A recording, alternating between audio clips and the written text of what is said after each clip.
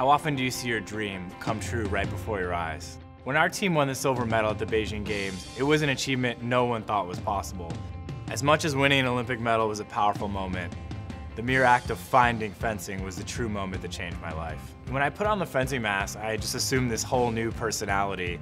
Suddenly, from a kid who had low self-esteem and was unconfident and mumbled, I became this warrior with a mask on who was brave and who was excited. While I was gaining confidence from fencing, it began to manifest itself outside of fencing as well. So on the World Cup circuit, I'm actually one of the smaller fencers. What allows me to win is that fencing is actually a combination of tactics, technique, footwork, attention to detail, and also just being courageous. It was really kids that gave me the motivation to start fencing in the schools. While training for the Olympics, I worked in education for 7 years with Teach for America. I was doing all these assemblies, and afterwards, these students would come up to you and say they wanted to try fencing.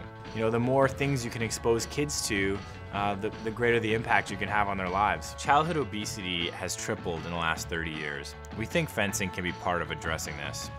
Unlike most sports, there's no bench in fencing.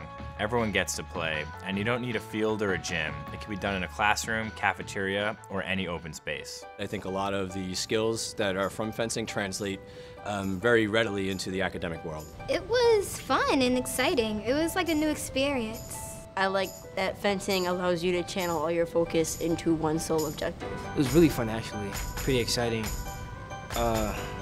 Poking people, you know. We have presented and exposed more kids to fencing over the last 5 years than probably anyone has done before. We've spoken over 40,000 kids at assemblies. We've been able to put fencing all over TV. We've been able to get cool fencing photo shoots, places where you typically haven't seen fencing before. And then we've also, you know, we have Obama on film saying he always wanted to fence. Whether you're a teacher, a principal, a kid, or a parent, we will help you get fencing to wherever it is you want to bring it. Please join our movement to help get fencing in the schools all across America.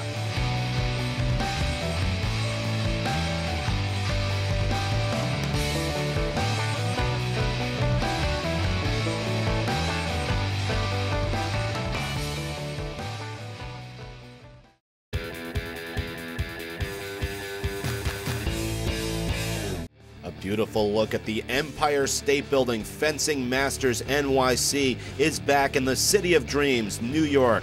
I'm Harry Chickma alongside Jeff Buchans, and we have quite the matchup here. Prime time, Tim Morehouse, an American, taking on his fellow New Yorker, Daryl Homer, who is the top fencer in America, also a star from St. John's University, a U.S. Olympic team member in 2012 at the London Games. He finished as a quarterfinalist there, and once again, the top fencer in America. And he takes on an Olympic silver medalist from Brandeis University, a fellow All-American who competed in the London Olympics, also a silver medalist in the team event in 2008, and he is a U.S. national champion as well. Tim Morehouse, the founder of Fencing Masters NYC. Once again, Harry Chickma alongside Jeff Buchans.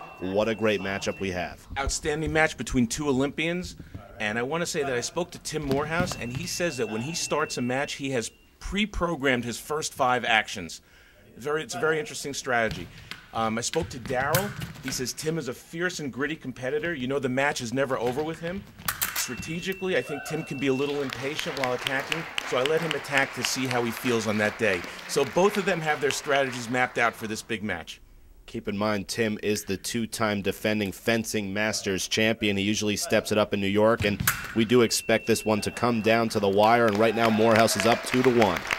Morehouse is a tremendous inspiration to all athletes. He was not the most athletically gifted fencer, yet he worked, he persevered. He's been a member of 3 Olympic teams. He's an Olympic silver medalist, one of the most inspiring fencers I've met. Absolutely, now up, but Morehouse making a case here, trying to fight back as he cuts the deficit to 1. Homer is 5'9", Morehouse is about 6'2", so Morehouse has a huge advantage there with reach. It's up to Daryl to get inside of Morehouse by using quicker footwork, as he does right there. Absolutely, and that really is Daryl's main strategy. His quickness is unbelievable, making him one of the best in the world. No question about it. Both fencers had outstanding results in London. They both made the top 8. They were just missed the medal round. It was an outstanding event for both of them. And here Morehouse scores with a straight attack. Very, very impressive. Morehouse can be a little bit different at times the way he fences, but he knows what he's doing, and he's incredibly experienced. Absolutely, one of the most charismatic fencers and really one of the most charismatic athletes in all of Team USA. People love him. He's reporting on E right now as well and doing a great job, but still in a battle right here with Daryl Homer. These two friends all tied at 5. Not only that, Morehouse, not only is he inspirational, he's helped promote the sport of fencing through this Fencing Masters event and also his Fencing in the Schools program. A great ambassador for American fencing. And there we have Daryl scoring on a straight and long attack. Watch this. Beautiful attack. Once you push someone to the end of the strip like that, they're running out of options. And it's in your best interest not to get at the end, because here we have exactly the opposite. Morehouse pushes Homer to the end and scores on a straight attack. We are all tied at 6 after that touch from Morehouse. Morehouse has also written a book called American Fencer. He scores on a straight attack there. And by chance, Homer likes to read motivational books. So I asked him, did you like Tim's book? Yes, it was very motivational. It gave me all the motivation I need to beat him. Well, it is 7-6 now, and this is up to 15, sudden death. And here we have Morehouse using his length. Homer with a beautiful flunge attack, a flying attack, but Morehouse pulls the distance, he retreats, and hits him on the counterattack. But this time he couldn't get away. Homer again came with a flying attack, and Morehouse counterattack, but this time Morehouse scored. Tim, Morehouse up by 1. The referee here says both feint, both attack, no touch. We'll start again. Again, Homer pushing Morehouse to the end of the strip, and he scores on a straight attack. It's working for him. And we're all tied at 8. You can sense the pressure rising here in New York. Homer's footwork right now is a little bit faster than Tim's, and Tim is going to have to change the strategy. Which he does right there, because as Homer comes forward, you see the referee make the circle motion. Morehouse swept the blade and took Homer's blade with a beat, gaining the right of way and making the riposte. And just like that, we're all tied at 9.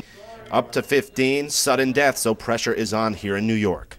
Saber is very quick. You can hit with the point of the blade, you can hit with the side of the blade, on the electric jacket, on the torso, and it happens very, very quickly.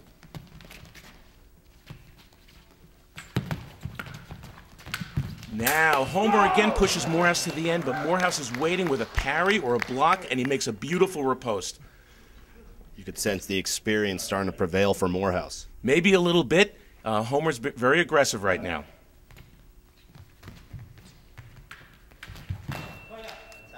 This time, Homer didn't go at 100 miles an hour. He went slowly. He went slowly again, in stages they call it, and then made the attack when he pushed Morehouse, and Morehouse ran out of room at the end of the strip. Wow, an explosive attack by Homer as he scores right in the middle of the strip with a straight attack. I look for Tim to do something different here. Maybe throw out the line to slow down Homer. As you can see, the referee in the back conducting the symphony says both fencers start at the same time. There's no touch. The star from St. John's still up 11-10, though, with a Fencing Masters title on the line. Harry Chickma, Jeff Buchantz with the call. Again, Homer is beating Morehouse to the punch with a straight attack. His footwork is winning this match. It's up to Tim here to change. He's the master of change. He's very good with tactics. Let's see what he does. And that's what he did. Instead of retreating, he made a straight thrust as Homer came forward. He did not retreat and open up the distance. He caught him on his first step. What does Tim have to do? He's down by 1. He's got to stop retreating, and that's what he's done. 2 touches in a row. Right in the middle of the strip, he caught Homer as Homer was going on his first step 2 times in a row. Now it's up to Daryl to change. You can't get hit on the same action 3 times in a row. There's Morehouse showing the emotion as he goes up 13-12. Morehouse fencing great. It's up to Daryl to change right now.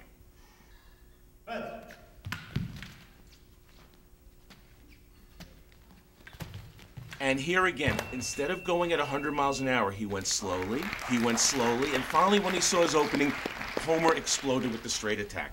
And just like that, either fencer can win with 2 touches. Crunch time here in Manhattan. They both want to attack. Neither one wants to defend right now. It's too risky. And Morehouse there with a straight attack right in the middle of the strip. He caught Homer on his first step, and he's one touch away from the win. But Homer will not be denied. Talk about pressure playing. We're all tied at 14. Sudden death. The fencer who attacks gets the touch 75% of the time. I look for both fencers to want to do just that. It's coming down to this. Two New Yorkers, two heroes throughout America and the world of fencing for the Fencing Masters title, all tied at 14. Whoever wins, this was a very well competed bout. Excellent touches by both fencers. I'm looking for Morehouse to catch Homer right in the middle on the first step. I don't think Tim will retreat here. He knows that it's too risky to do that.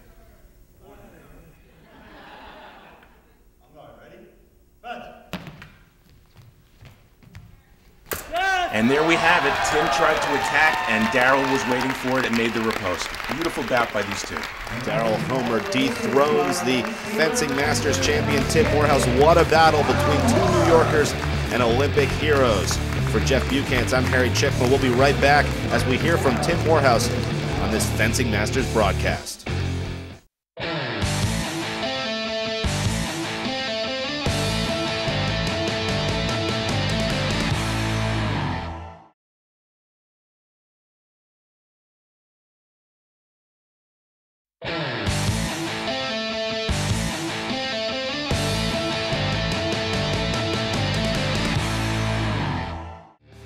Hi everyone and welcome back to New York City. Fencing Masters NYC was under the international spotlight tonight.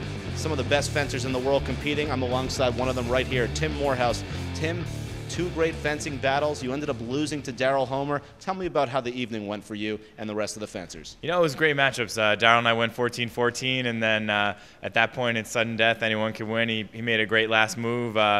Tried to hit him with a counterattack. I missed, and he got me. So we've gone back and forth. I think I beat him here a few years ago by 1 or 2 points, and he got me back today by 1. But he's a great champion and a great teammate. Well, really, no one was a loser tonight because this went back to the community. Tell me once again what Fencing Masters NYC represented and fencing in the schools. Yeah, this is a really special Fencing Masters. We were raising money for fencing in the schools, which is going to help 1,500 kids start fencing in Harlem. So we raised $37,000 tonight thanks to all the people who came and donated. And fencing in the schools is going to help to grow our sport all across the country. Well, Tim Morehouse, congratulations on everything and another great event. Thanks, and good luck to everyone. Absolutely. You heard it from the legend, Tim Morehouse, an Olympic silver medalist, and another exciting Fencing Masters NYC. For the rest of the staff, I'm Harry Chickma. We'll see you again next time in New York and throughout the country.